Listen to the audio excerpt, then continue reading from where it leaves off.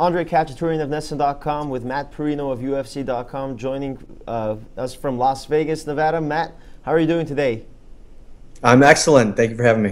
All right, big news on Tuesday for UFC 213. Not exactly good news for the UFC. Cody Garbrandt and TJ Dillashaw, their UFC Bantamweight Championship fight is canceled. So TJ Dillashaw left without an opponent. And ESPN.com reported that Dana White was interested in pairing Dillashaw to fight with flyweight champion Demetrious Johnson, and they were trying to make that happen sometime in August, but it seems like Johnson isn't interested. Now, Matt, if you're Demetrious Johnson, you're a guy who needs a little popularity boost, why wouldn't you take this fight? So I think there's a couple things at play here. First of all, yeah, very disappointing news to lose Cody versus TJ. That one has been really heating up on this season of The Ultimate Fighter. They were coaching against each other. Cody has since come out, since the news was announced, and said that TJ really wants to fight him. He'll wait to fight him when he's healthy. But for TJ, I mean, he's looking for the biggest fight possible. And for Demetrious Johnson, you would think for a guy that, you know, hasn't drawn a ton of fan interest over the years, a fight with a former champion like TJ Dillashaw, you know, coming down to 125 pounds in a division that hasn't been super popular over the years would be something enticing. But out of respect to the other fighters, I feel like Demetrious is like, well, wait a second. We have a bunch of contenders in this division. If you go back and look at maybe an example like Daniel Cormier, when he went down from heavyweight to 205, he fought a few times before he got his crack at John Jones. So I think that that's maybe where Demetrious is coming from.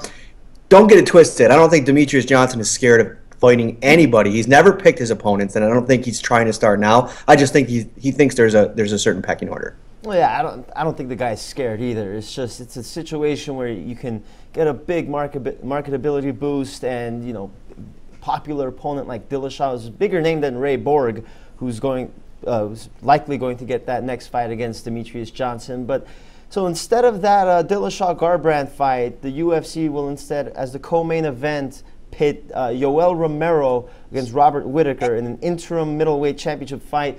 Do you think the UFC could have done something better for this instead of an interim title fight?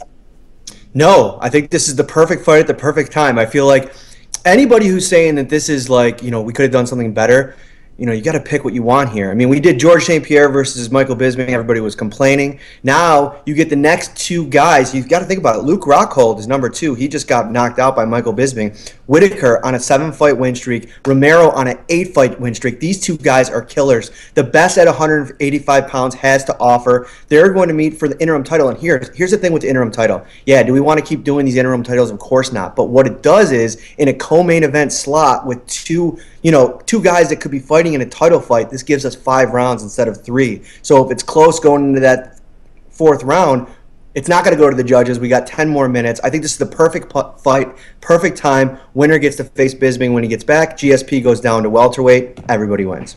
Yeah, in my opinion, I think this middleweight division is the most stacked weight class. So I'm okay with an interim title fight. You get to showcase more of these great fighters against each other, because it's just too difficult to see who's the best in that division because it's just so crowded with talent.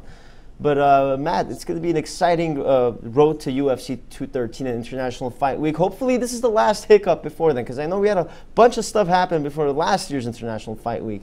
But until then, for more UFC for more UFC news, either go to UFC.com or NESN.com.